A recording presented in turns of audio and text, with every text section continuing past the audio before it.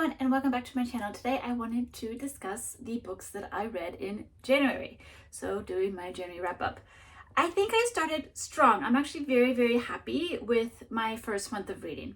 Did I read 10 books, 20 books? No, but I read four good books. 2 were on my end of the year TBR, which obviously I didn't read in the end of the year, but I kept that desire and I kept that momentum and brought it into January. So I'm very excited about that. And then January, I've definitely have been experimenting with my reading schedule. Do I read one book at a time? Do I read several books at a time? I've recently added the option of reading ebooks. So I'll definitely explain that as I go along. So I'm doing a little bit of experimentation, but so far I'm feeling quite good. I just, we're just going to be tweaking things. We're just going to continue tweaking things. So the first thing I read, and I'm actually really excited because I read this in 4 days, which I think is very impressive, because it is about 460 pages long. So I read about 100 and so pages each day because I read this while I was traveling to the north of Japan, which I had an amazing time. But basically I had a lot of train rides and a lot of wait times. So I really took full advantage of that and just plowed through this book, which I think definitely benefited in some sorts. So we'll discuss that. So what did I read? I read Uncle Silas by Sheridan and Fanu. So Uncle Silas is about this young woman, Maud, who lives with her father, and she has spent her youth looking at this portrait of her uncle on the wall, and he's kind of he's covered in mystery. She sees this very charming picture of him as a young man, but she doesn't understand why, and so she wonders why he's not really a part of their lives. And we come to discover that he was he was accused of murder. It was never proved whether he was guilty or whether he was innocent, but in any case, just the fact that he was accused of that murder has separated the family, so he's no longer a part of the family. So what happens is that this young woman who has always seen this man shrouded in mystery is one day thrust into his arms and thrust into his care. And she has to discover what the truth is and how that, what that has to do with her, basically. And so it was a really exciting book. It was quite thrilling. This is definitely what I would consider a thriller. It's a mystery. It's full of suspense. It really has a great momentum to it. So highly enjoyed myself. Now, for me, the only, it's not even a negative, because it's not a negative of the book. It's a commentary about my reading experience of the book, in the sense that she is an exhausting character to read. She is very weak-minded. She has no resolution of her own. She has no really ability to think on her own, which is actually, the whole point of the book, is the fact that she's been being manipulated on all sides, by all sides of the family. And that manipulation is what causes her to get into the situation that she's in. So that is part of the book. And while that's very obvious, and while typically I'm very able to leave behind my modern sensibilities to read books of this time period, for some reason this time I couldn't. So myself, I have a strong personality. I'm quite rational, almost scientific with my thought process. I don't really jump into things emotionally. I will always sort of reason through them first before I make a decision. And she's the complete opposite of that. She is, emotions first, utterly puts full faith in other people, which is a good, that's never a bad thing. But over time we've learned that can lead to trouble. But yeah, she's such a character that's very just so the opposite of me that it definitely caused me to just want to I kind of wanted to wring her neck a little bit. I kind of just wanted to I have to be honest, there were times where I just really wanted to like kick her a few times and make her realize what was going on, because for the reader, for me personally, for the reader, it seemed very obvious what the situation was, but she really struggled. But I mean, that's what the book is about. It's about her struggle. So very exciting. I had a little bit of difficulty pulling myself out of the narrative, but this was really, really, really, really fun. I do wonder though, because I did read this in 4 days. Sometimes I do kind of wonder if I had spent more time reading this, what that would have done for my reading experience. Was it because I binged the book that made me tired of her because I was with her for a longer span of time during the day? Or did it actually benefit me that I binged because I kept that feeling of suspense and wanting to turn the page? So it's hard to say either way what binging the book did or didn't do for my reading experience. But overall, so happy I started the year with this. It got a nice classic off my TBR list, a book that I've been wanting to read for a while, and a book that I kept saying I was going to read. So very, very excited because again, to repeat sort of, I don't even know if I mentioned this on my video, but I did mention it on the book site that I participate in, that this year I'm definitely pulling from my own physical TBR, and I want to read those classics, and I want to focus on contemporary Japanese books as well this year. So really just honing in on what my book tastes are going to be this year. So after reading Uncle Silas, I followed up with another famous classic. I read Son Excellence Eugene Rougon by Zola. This is the second book, the book that is recommended as the second book in terms of a suggested reading order in the Rougon series. It's not the second book in terms of publication. I think it's actually the sixth book in terms of publication, but in terms of suggested reading order, it is the second book. Why is that? Because we are following the main character, Eugene Rougon. We're following his life as it has come to pass post all of the events in the very first book, where the first book really introduced the two sides of the family, the Rougon side of the family and the Macquart side of the family, that are really going to be the belly. They're going to be like the main crux that this whole 20-book series depends on. So this follows Eugene Rougon post that event, where now he is a quite high-level politician. However, at the beginning of the book, he kind of falls on the sort of, not the bad side, but sort of the kind of tired side of the Emperor Napoleon. So he's Napoleon's not really happy with him at the moment. Eugene Rougon steps down from his position, and the book is basically the relationship with his friends, his sort of entourage, basically loyal friends and people in the same industry with him in terms of politics. So fellow politicians, also people he has made promises to from his hometown, etc. So people he has connections with. And it kind of just follows more so less Eugene's story, interestingly enough, but more their story in terms of how they see his demotion in society and how they react to that demotion in society. So it was a very excellent book. Now, the thing with Zola is that it's almost hard to recommend, at least for me. It's not really a book I can say, hey, do you like reading? Definitely read this series. I think this series is more suitable for people who kind of already have a general idea of what this is going to be and already have a budding interest in reading the series. Because at the end of the day, these are books about everyday life.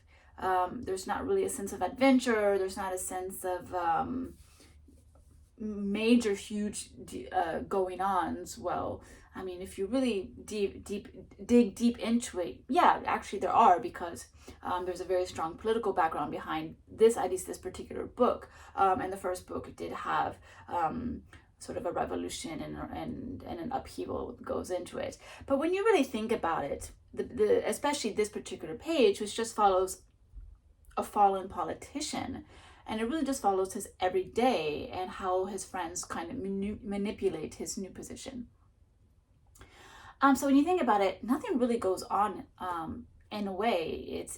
It's really just describing him, and it's just his conversations with the people around him. But you are so sucked into it. And Zola, the thing that's amazing about Zola is his ability to throw all these characters at you and bring them all together to and progress the story where you're just hooked. You want to know about everyone, and you do find out about everyone. It's very satisfying. It's a very satisfying read because there is basically a conclusion for everything, even if it's not always a positive conclusion. So really, really enjoyed this, loved it. It's definitely, it might not be as interesting as the others, but that's really going to depend on you and how you read books, how you consume books. Are you more of an entertainment reader, or are you more of a slice of life reader, or are you more like an insight into society kind of reader? It's really going to depend on you and your basic interest in these books. But I really enjoyed this. Again, very, very happy to have read this. Now, this is a book I also want to mention because this is a book I used and experimented with the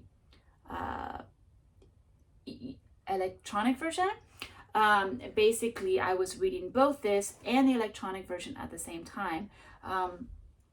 So basically, when I was in a situation where I had access to my phone and I didn't want to bring this along, because these are old editions, and for me they're I do enjoy them like I would enjoy a regular book, but I do still want to keep them intact and in good condition to keep, because for me this is a collection. And so when I travel, it's not something I want to travel with. So I downloaded the e-version of it from Project Gutenberg, which is a free, in the United States, you have to check copyright laws in your own country. But for the United States, it is a free service that you can download these books for free. How many times can I mention that? So I used that, and I used both versions of the book to read this book. And it was actually an excellent experience. I'm really, really happy I did that.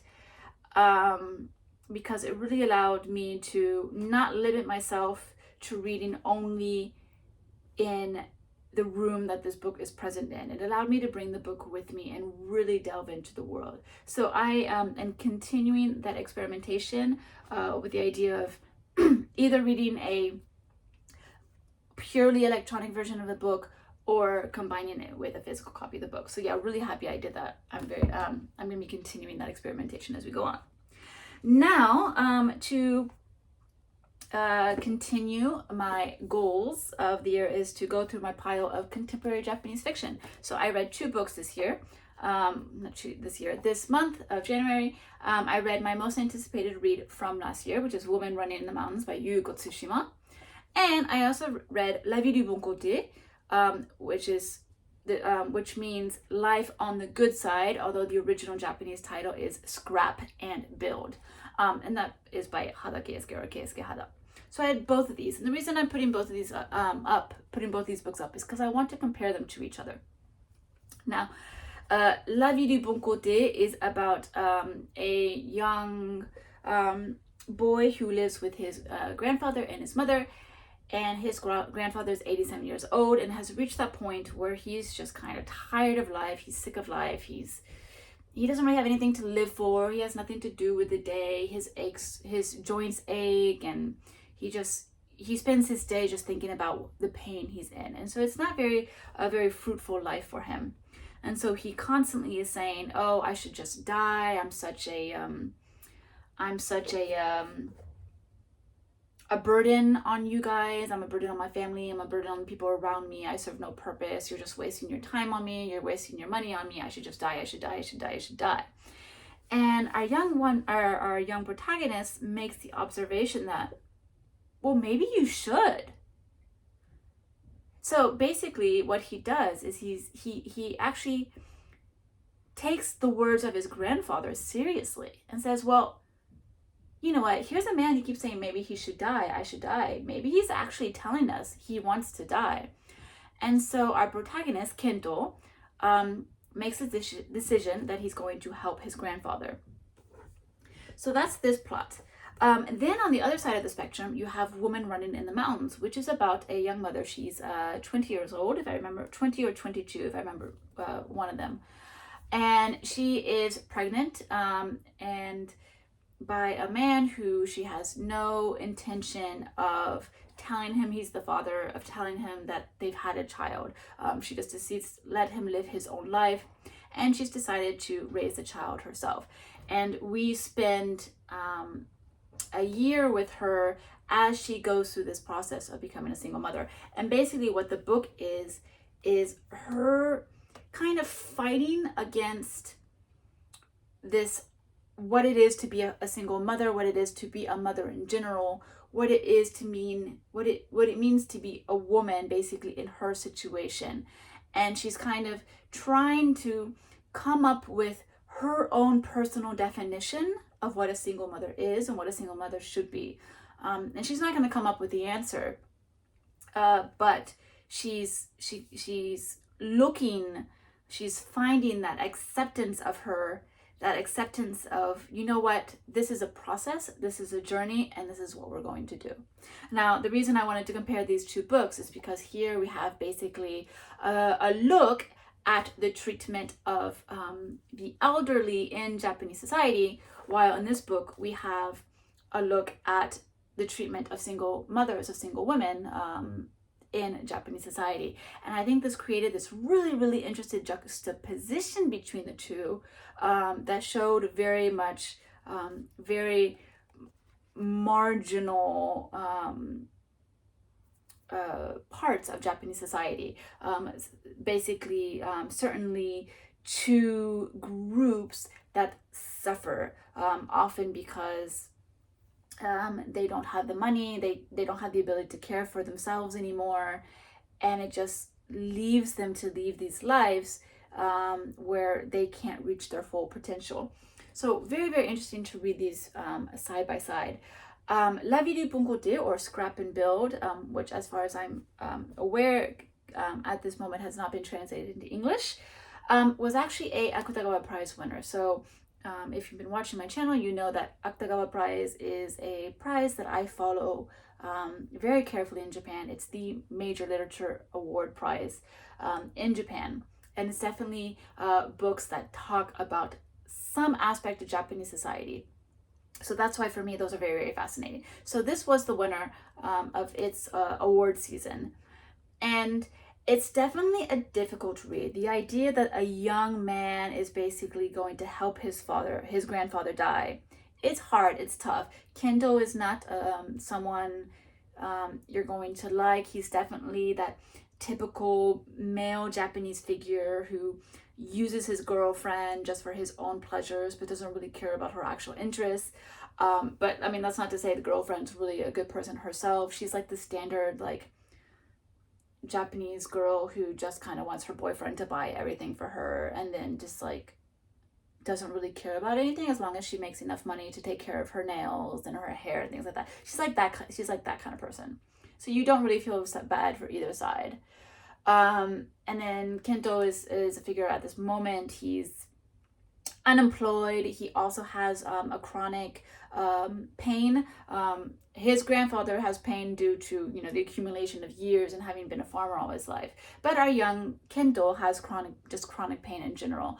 And so that definitely has provided an obstacle to him leading a normal life. So for him, there's this almost sense of, it's weird because he has a sense of duty and a sense of obligation, but also a sense of jealousy towards his grandfather, and also just like a sense of, hey dude, like, come on, you're making us look bad. And there's also this fear of, you know, I can do whatever I can do at this moment, because he decides he's going to start a lot of physical training to do like abs and crunches and push-ups and things like that.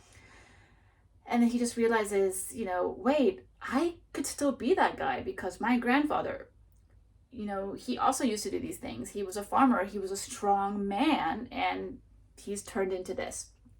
So it's definitely a story about the struggles of youth, but also the elderly in Japan, because it definitely there's a lot of mention about how the family would like to put him into a hospice, but elderly people are not treated well into hospice, or there's no room for more elderly patients because there's more elderly than there are people to take care of them. So it becomes this huge social commentary as well about the issue with elderly care in Japan. So yeah, really love that. Definitely can see understand why that one won the Akutagawa Prize.